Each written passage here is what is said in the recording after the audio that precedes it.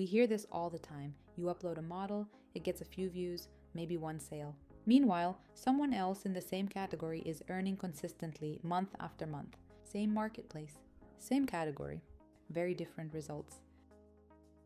So what separates them? Is it talent, timing, luck? CGTrader analyzed data across hundreds of thousands of 3D models, covering quality, pricing, categories, and technical standards. What we found might change how you approach your next upload. Let's start with the biggest factor, quality. The data is unambiguous. Top quality models can earn up to 20 times more than lower quality ones, even within the same category. And in 3D print, the gap is even larger. Why? Because buyers aren't just purchasing geometry, they're buying time saved. When we surveyed buyers, most of them said, if it saves me time and works out of the box, I'll pay more. High quality models share the same important traits: clean topology, proper UV mapping, strong textures and materials, and polished preview renders. Improving quality isn't just aesthetic, it's the single most powerful lever you have on earnings, but quality alone isn't enough. Even a great model can struggle if it's in the wrong category. The data shows that category choice has a dramatic impact on revenue per model. Here's an example. On average, a watercraft model generates almost 20 times more revenue per model than a furniture model. In 3D print, the gap is even wider. A hobby and DIY model earns almost 24 times more per listing than a house model. This happens for one reason: supply and demand are not evenly distributed. Some categories are flooded with supply, others have strong buyer demand but very few quality assets available. That gap is where opportunity lives. So instead of asking what category is popular, ask where is demand strong but competition manageable. Niche expertise applied to an undersupplied category is one of the clearest paths to higher earnings on any marketplace. Even with the right category and strong quality, many designers leave money on the table. The data shows a consistent pattern. Many designers underprice their models. In several categories, models are priced significantly below what buyers are actually willing to pay. Pricing isn't just about selling more units. It's about capturing the real value of your work.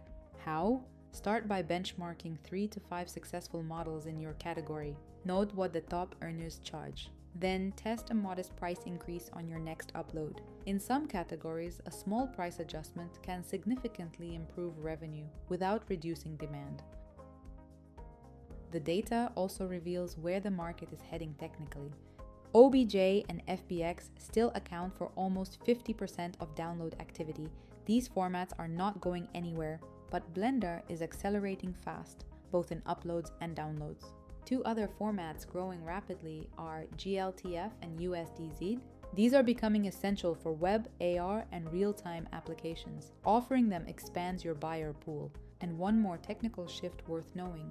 PBR models show 2 times higher profitability and 61% faster sales growth compared to non-PBR assets. So, if your models don't yet use PBR materials, that's worth addressing. Finally, the question every designer is asking right now: will AI-generated models take over the marketplace? Based on recent data, not yet. Buyers consistently rate them lower than human-made assets, which still dominate professional workflows. Of course, these tools are constantly evolving. For most designers, AI is most useful as an ideation and prototyping tool, not a replacement for craftsmanship. Quality execution is still a differentiator. So, what does all of this mean practically? Success on a 3D marketplace is not random. The designers who consistently outperform tend to do 5 things well.